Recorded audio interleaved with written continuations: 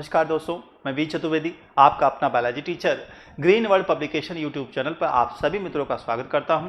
जैसा कि आप सभी जानते हैं दोस्तों, ग्रीन वर्ल्ड पब्लिकेशन प्लेटफॉर्म से आपको राजीव क्वेश्चन बैंक के जो वीडियो सोल्यूशन है वो लगातार प्रोवाइड किए जा रहे हैं, चाहे क्लास 10th हो चाहे क्लास 12th हो।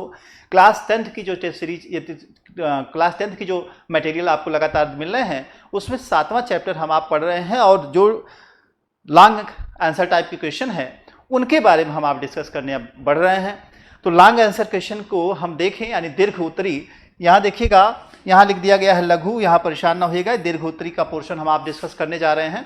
तो दीर्घ उत्तरी प्रश्न को हम आगे डिस्कस करेंगे और उससे पहले आपसे रिक्वेस्ट है दोस्तों कि अगर आप चैनल पर प्रथम बार हैं तो चैनल को लाइक करें, शेयर करें, सब्सक्राइब करें और हाँ, बेल आइकन लगाना ना भूलें दोस्तों, जिससे आने वाली जो भी वीडियोज़ हो वो यथाशीघ्र आपको मिलती रहें।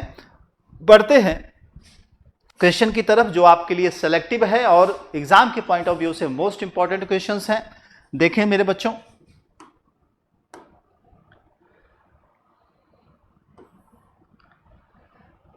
दिया गया है पहला क्वेश्चन, कायिक प्रवर्धन किसे कहते हैं?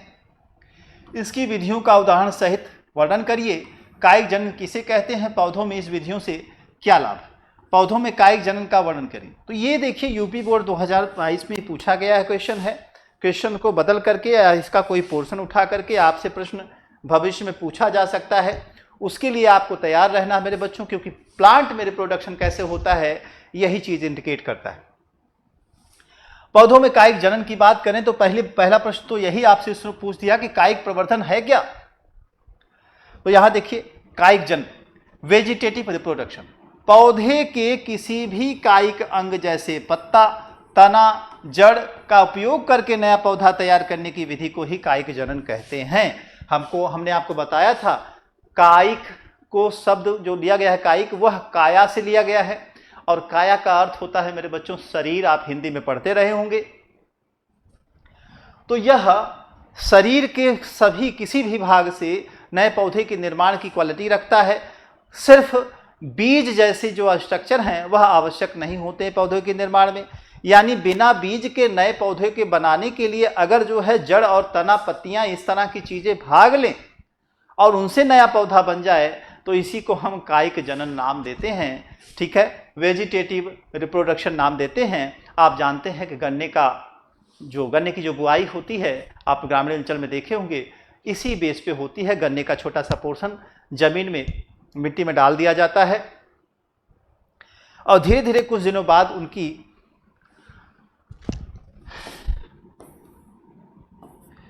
बीच बीच में नोड और इंटरनोड की कंडीशन में यहाँ एक पौधा छोटा सा डेवलप करना शुरू कर देता है।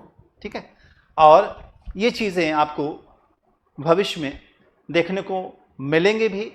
वेजिटेटिव ब्रायोफिल्म वगैरह में आप जानते हैं पत्तियों से नए पौधे का निर्माण किया जाता है। पत्तियों के पोर्शन को भी अगर आप जमीन में रख देंगे तो उससे नया पौधा बन जाता है। तो ये थी कुछ कायिक विधि की बातें। अब यहाँ देखिए, इस विधि का प्रयोग प्रायः उच्च वर्गीय पौधे यथा उद्यान लगाने वाले तथा फल देने वाले पौधों में किया जाता है। तो सबसे इंपॉर्टेंट तो इसका ये है कि जो बिना बीज वाले पौधे हैं उन पौधों को बनाने में यह हेल्प करता है या उनके उगाने में यह हेल्प करता है।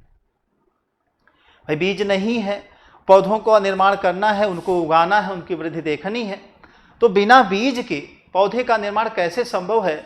यह एक कठिन प्रश्न है और इसका उत्तर यही कायिक जनन है, क्योंकि कायिक जनन से ही होता है। अब इसमें देखिए लिखना क्या है, कायिक जनन की विधियां।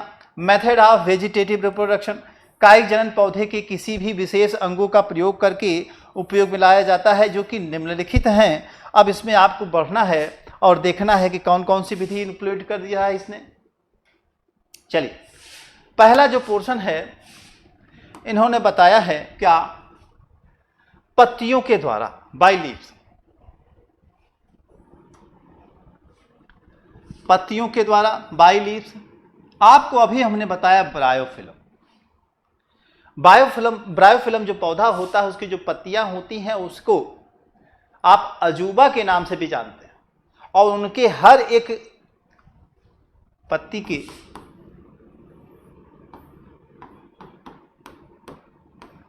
यहां देखेंगे नोड जो होगा, यहां से एक नया पौधा बनेगा, यहाँ गांठ जहाँ है वहाँ से फिर नया पौधा बनेगा। हर एक ज्वाइंट से नया पौधा बड़े धड़ल्ले से निकलता हुआ आपको लगेगा। बस इसको जमीन में आपको क्या कर देना है, हल्का सा मिट्टी में दबा देना।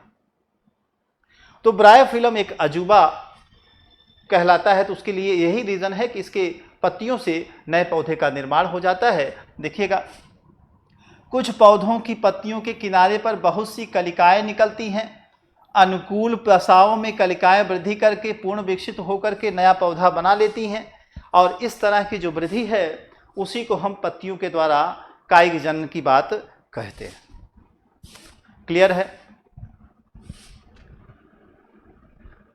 आगे बढ़े मेरे बच्चों। कलम या कटिक लगाना अभी चर्चा हुई थी।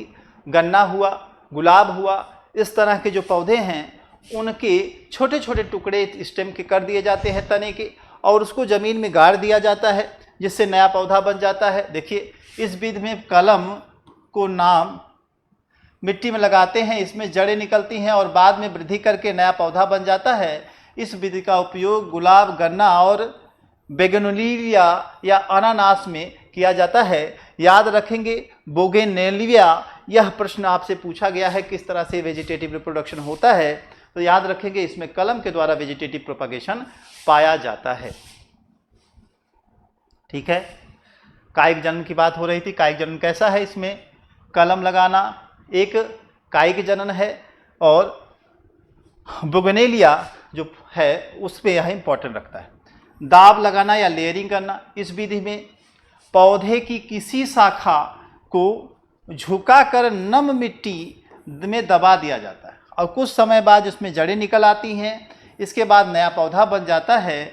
नई पौधे को इसके पैतृक पौधे से काट कर अलग कर लिया जाता है, और नए पौधे को वृद्धि करके पूर्ण विकसित पौधा बन जाता है। इस प्रक्रिया द्वारा चमेली के पौधे को प्राप्त किया जाता है। बहुत से ऐसे पौधे हैं जो इस विधि से बनाए जाते हैं, उसमें उदाहरण इन्होंने चमेली दे दिया गया है। मिट्टी में उसके तने के एक हिस्से को दबा देते हैं, नई जड़ें आती हैं तो काट करके उसको अलग जगह लगा लेते हैं। ठीक है, चलिए अब अगला जो पोर्शन है आपने देख लिया, यहाँ पत्तियों का उपयोग, एक तना का उपयोग देख लिया, तने में भी आपने लेयरिंग वाला उपयोग देख लिया। अब बात यहाँ आ रही है मेरे बच्चों, जड़ों का उपयोग कैसे करते हैं, यूज ऑफ रूट। कुछ पौधों की जड़ों पर रेशेदार कलिकाएं होती, जब इन्हें नम मिट्टी में बोया जाता है तो ये नए पौधे उत्पन्न होते हैं। उदाहरण के लिए शकरकंद, पुदीना, अदरक, हल्दी, प्याज, केला, लहसुन तथा जलकुंभी। ये बहुत महत्वपूर्ण उदाहरण है जिसके द्वारा आप देखेंगे जड़ों की सहायता से नए पौधों का निर्माण होता है। ठीक है, यानी अगर हम बुआई कर दें शकरकंद की जड़, पुदीना की जड़, अदरक की जड़, हल्दी, प्याज, केला, लहसुन तथा जलकुंभी, तो इन सब से क्या होगा, नए पौधे का निर्माण हो जाएगा, जो कि कायिक जनन का एक अच्छा उदाहरण है। और इसमें किसी भी तरह के बीज की आवश्यकता नहीं है, शरीर के अन्य हिस्सों से पौधे का निर्माण होता है, जैसा कि आप जानते हैं कायिक में। आगे बढ़ते हैं मेरे बच्चों। अगले जो विधि है, सबसे इंपॉर्टेंट विधि है मेरे बच्चों ग्राफ्टिंग, जो बार बार पूछी गई है, इसको आप अच्छे से समझ लीजिएगा। और ऊपर या ग्राफ्टिंग विधि, इसमें क्या है, ग्राफ्टिंग प्रक्रिया में क्या होता है भाई, इस प्रक्रिया में हम ऐच्छिक पौधे की टहनी, जिसे कलम को वृक्ष के ठुंठ या स्कंध पर लगा देते हैं। स्कंध पौधे का वह भाग होता है जिसके तने पर मिट्टी के नीचे पूरा मूल तंत्र होता है। यानी अभी हमने आपको फिगर दिखाया था, ये देखिए प्लांट का तने वाला हिस्सा है, इसको फिट कर देते हैं किस पे, एक पौधे की जड़ युक्त हिस्से पे। ठीक है, तो आप देखेंगे यह वाला जो हिस्सा है इसी को आप क्या कहते हैं, कलम। और ये क्या है, ऐच्छिक पौधा है जिसको आप उगाना चाहते हैं। और ये जड़ जो है वह क्या है, ठुंठ कहलाती है हिंदी में,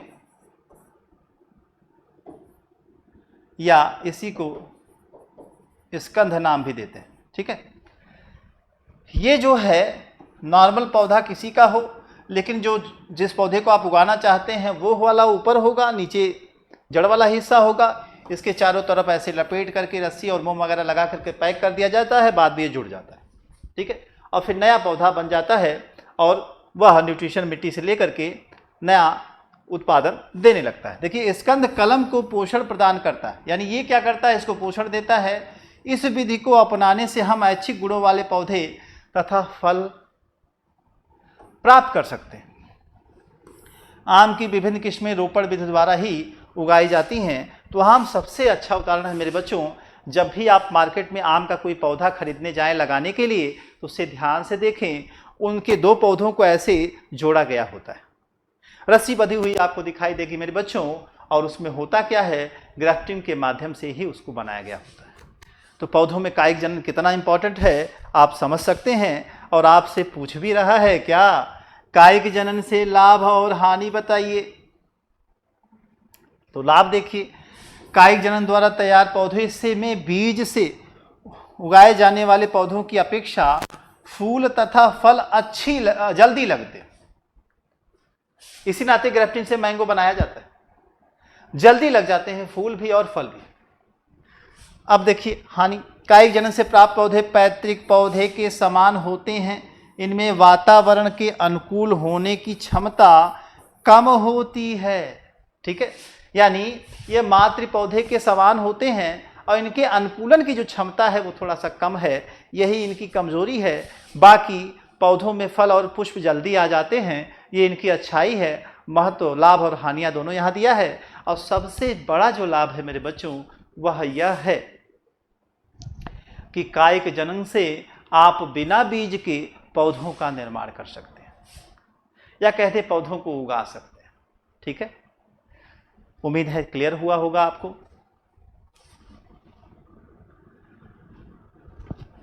बढ़ते हैं अगले प्रश्न की तरफ। यह प्रश्न कंप्लीट होता है।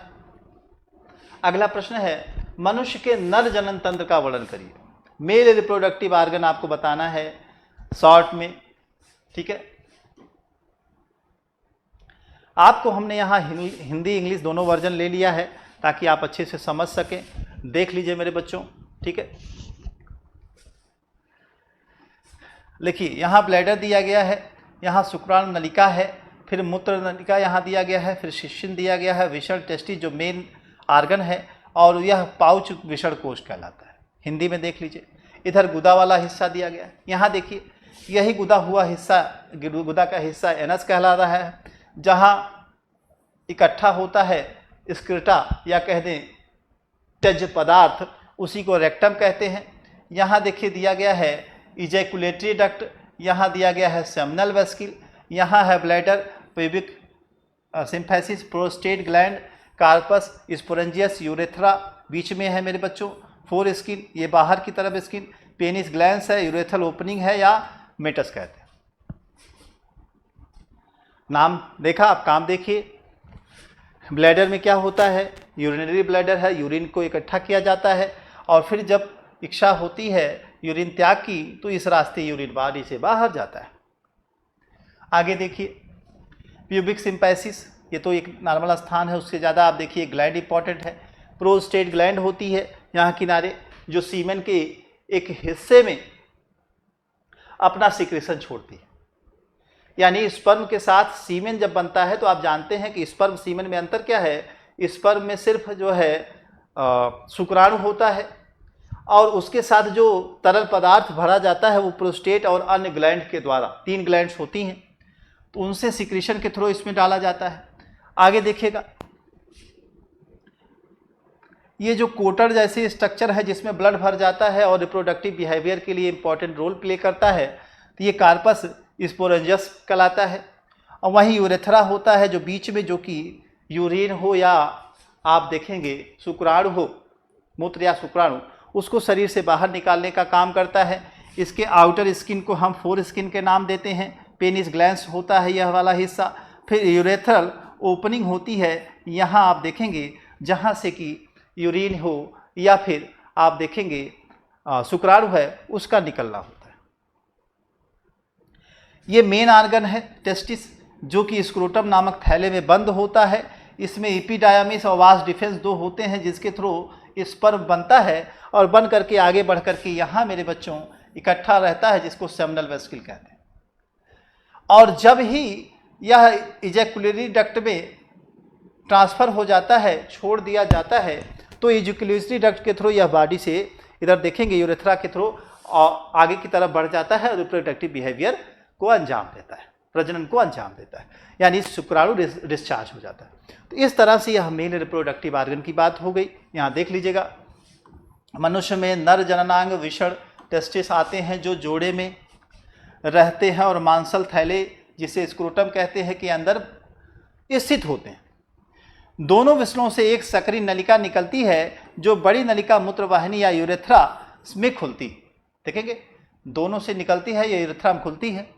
पुरुषों में यूरेथ्रा एक मांसल संरचना होती है, इसे सिस्सिन या पेनिस कहते हैं। ठीक है, सिस्सिन में बहुत अधिक रक्त की आपूर्ति होती है। इसकी मांसपेशियां विशेष प्रकार की होती हैं। सिस्सिन मूत्र और शुक्राणु दोनों ही बाहर निकालने का कार्य करता है। इसी वजह से इसे यूरोजेनाइटल मूत्रोजनन अंग के नाम से भी जानते हैं। विषण में एक विशिष्ट संरचना पाई जाती है जिसे शुक्राशय या सेमिनल वेसिकल कहते हैं। यह शुक्राणुओं के पोषण के लिए एक लसलसा तरल स्रावित करती है।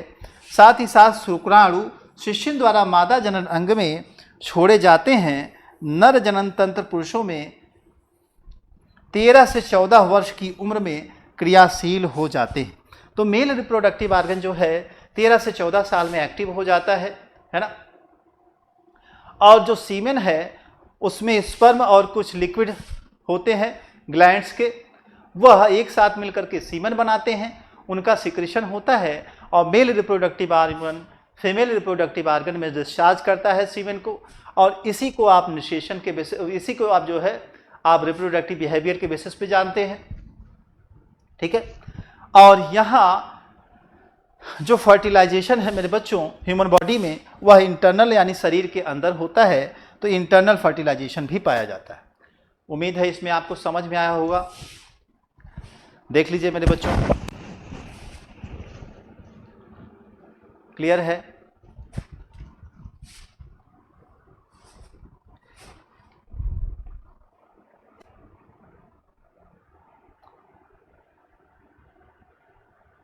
आगे बढ़िए मेरे बच्चों। अगला प्रश्न जो आपके सामने है उसमें फीमेल रिप्रोडक्टिव के बारे में पूछा गया है, कई बार प्रश्न आ चुका है, उससे रिलेटेड है। मनुष्य में मादा जनन तंत्र का नामांकित चित्र बनाइए, अंडाशय और अंडवाहिनी का कार्य लिखिए। ठीक है, यहाँ देखिए, मादा जनन तंत्र अंडाशय या ओवरी, अंडवाहिनी ओविडक्ट, योनि वैजाइना गर्भाशय जिसे यूट्रस कहते हैं, योनि द्वार जिसे अवल्वा कहते हैं, अंडाशय जिसे ओवरी कहते हैं। ये इतने भाग होते हैं जो कि रहता है। अब ओवरी के बारे में बता रहा है कि ओवरी का काम क्या है। ओवरी एक जोड़े में पाई जाती है और उदर गुहा एब्डोमिनल कैविटी पेट वाला हिस्सा में स्थित होती है। प्रत्येक अंडाशय के निकट एक सक्रिय नलिका के रूप में अंडवाहिनी शुरू होकर के पतली और कुंडलित फैलोपियन ट्यूब में बढ़ती है। दोनों ओर की अंडवाहिनियां एक चौड़े नाल में खुलती हैं, इसे ही गर्भाशय कहते हैं। गर्भाशय एक अन्य सक्रिय कक्ष में खुलता है जिसे योनि कहते हैं।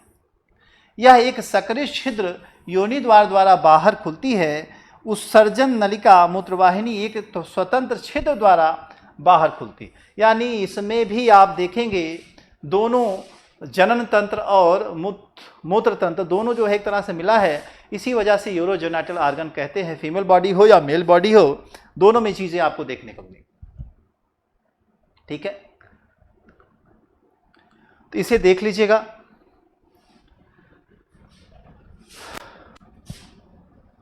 यह देखिए स्ट्रक्चर दिया गया है, स्ट्रक्चर आप देख लीजिए।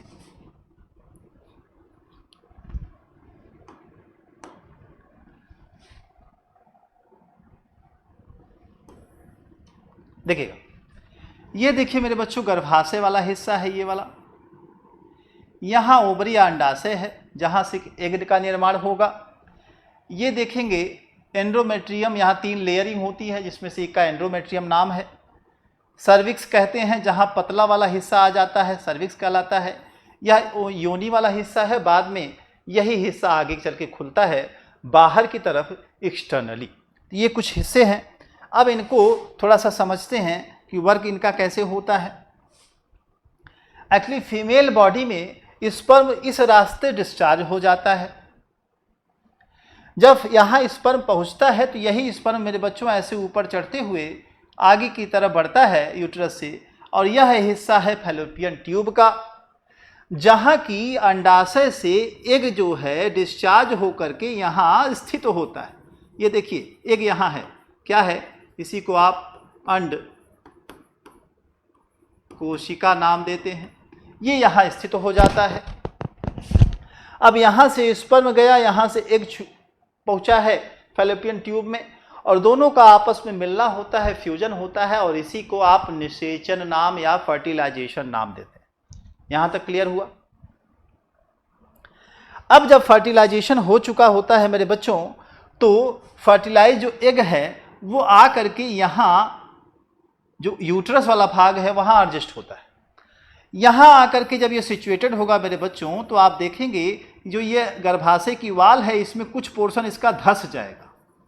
इसी को प्लांटेशन नाम देते हैं या इम्प्लांटेशन नाम देते हैं। वह अंडे वाला हिस्सा इसमें दब जाता है, धंस जाता है, और इस मीट वाले पोर्शन के प्रभाव से आगे गिरने नहीं पाता या डिस्चार्ज नहीं होने पाता, निकलने नहीं पाता। अब जो है यह यहीं पड़ा रहता है, उसका विकास होता रहता है, और धीरे धीरे धीरे धीरे धीरे नया बेबी यहीं बन जाता है। उसके बाद फिर आप देखेंगे 9th मंथ के पीरियड के बाद बच्चा जो है बर्न आउट हो जाता है। लेकिन अगर ऐसा नहीं हुआ, तो फर्टिलाइजेशन नहीं होगा, तो ये एग हुआ, और यहाँ जो मीट वाला पोर्शन है गर्भाशय में, यह बच्चों 28 डे की साइकिल के बाद टूट टूट करके बॉडी से बाहर चला जाता है, और इसी को आप मेंस्ट्रुअल साइकिल या यमसी साइकिल कहते हैं। उम्मीद है आपने समझा होगा बात को। अब देख लीजिएगा अंडाशय के क्या कार्य हैं। 2 अंडाशय उदर गुहा के निचले भाग में स्थित होते हैं। इनमें से अंडाणु बनते हैं, मैंने आपको बता दिया। 2 ओवरी है यहाँ। अंडवाहिनी का कार्य क्या है? यह पतली कुंडलित पेशीय नली होती है जो गर्भाशय और अंडाशय को जोड़ती है। यह अपनी कशाभिका क्रियाओं द्वारा अंडाणुओं को गर्भाशय तक पहुंचाने तथा निषेचन के लिए स्थान प्रदान करती है। फैलोपियन ट्यूब की बात कर रहा है। इसमें एक चीज़ यहाँ दे दिया, यहाँ कशाभिका दे दिया। हेयर लाइक प्रोजेक्शन या स्ट्रक्चर यहाँ होते हैं जो मूव करके क्या करते हैं, एग को खिसकाते रहते हैं। ठीक है, क्लियर है मेरे बच्चों? आगे बढ़िए। अगला जो प्रश्न हमने लिया है मेरे बच्चों, पर्याय नियोजन से क्वेश्चन नंबर 5वां देखें।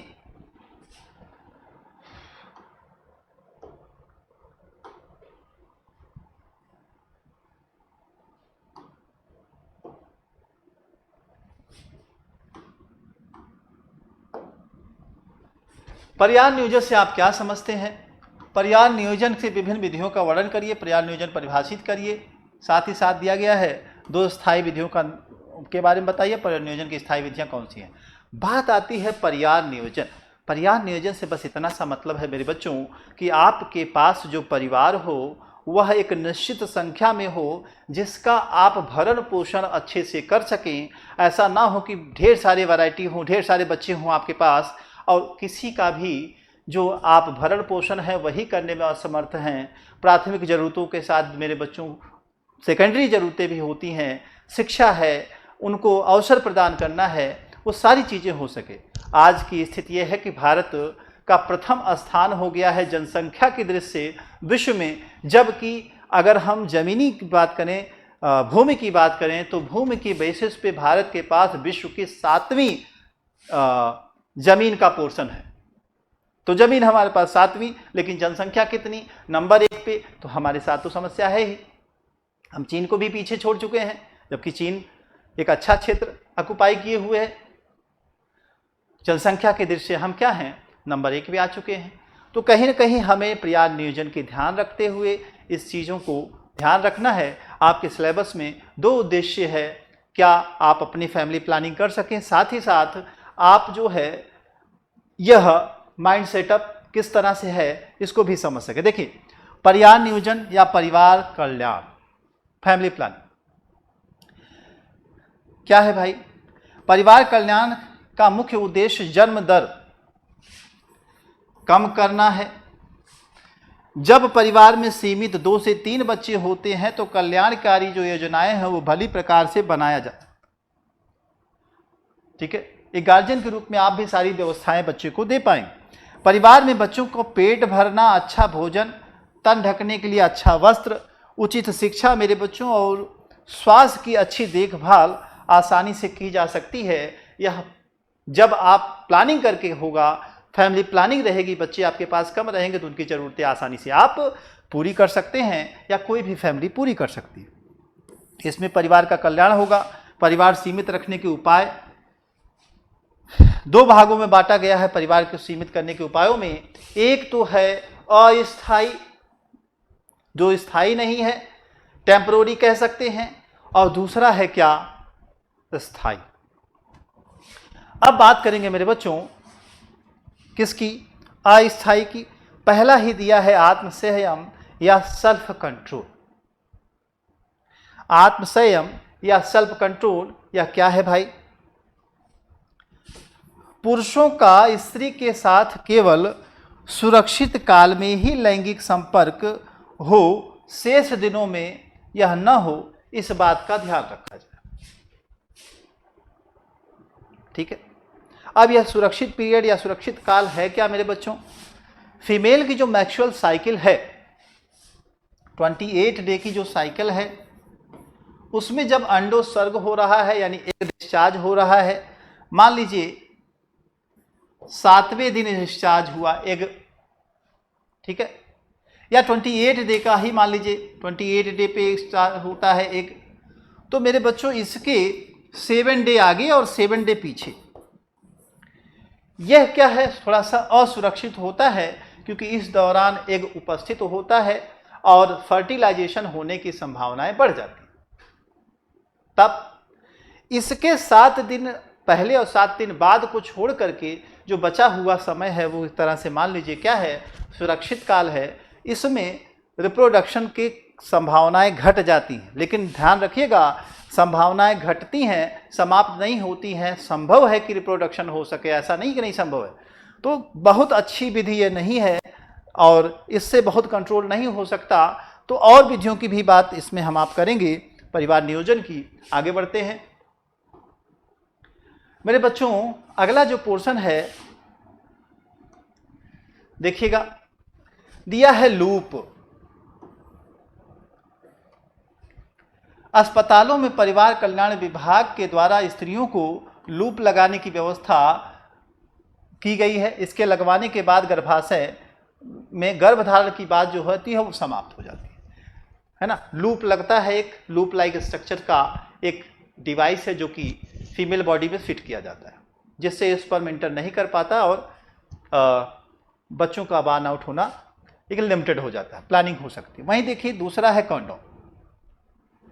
निरोध का प्रयोग पुरुषों के द्वारा किया जाता है। इसके अलावा प्रयोग गर्भधारण नहीं हो सकता इसके प्रयोग से। मेरे बच्चों सिर्फ पुरुषों के लिए ही नहीं, इस समय पुरुष और स्त्री दोनों के लिए जो कंडोम है वो उपलब्ध है। पुरुष चाहे तो भी और स्त्री चाहे तो भी दोनों लोग क्या कर सकते हैं? कंडोम का यूज़ करके अपने आप को सुरक्षित कर सकते हैं या बच्चों की जो संख्या है उसको सीमित कर सकते हैं, फैमिली प्लानिंग कर सकते हैं। स्त्रियों का सुरक्षित काल सेफ पीरियड क्या है? मासिक धर्म के 1 सप्ताह पूर्व 1 सप्ताह बाद का जो समय है वह सुरक्षित काल कहा जाता है। इस समय गर्भधारण करने की संभावनाएं कम होती। यह विधि विश्वसनीय नहीं है मेरे बच्चों, तो विश्वसनीय नहीं है, इसे देखिएगा 1 सप्ताह पूर्व और 1 सप्ताह पहले वहाँ बता रहा है कम, है ना। हमारी बात का देख लीजिएगा यहाँ, ठीक है, इसको पढ़ लीजिएगा। तो यह सुरक्षित काल क्या बता रहा है? हमने आपको बताया 28 डे में 7 डे इधर 7 डे इधर। इस दौरान अगर होता है तो संभावनाएं इन्होंने कह दिया कम होगी। ठीक है, उसके बाद संभावनाएं बढ़ा दिया है। ठीक है, तो इसको देखिएगा, अच्छे से समझ लीजिएगा, आगे बढ़िएगा। रासायनिक औषधियाँ या पिल्स, अस्पताल में गर्भ निरोधक गोलियाँ प्राप्त की जा सकती हैं जिससे गर्भधारण की संभावनाएं घट जाएंगी। तो गर्भ निरोधक गोलियों भी आज के समाज में आपको मिल जाएगी, जैसे सहेली है और तमाम तरह की दवाइयाँ हैं जो कि आपको मिल जाएंगी मेडिकल शॉप पे, या आप सरकारी हॉस्पिटल से भी ले सकते हैं। चलिए, गर्भ समापन या अबॉर्शन।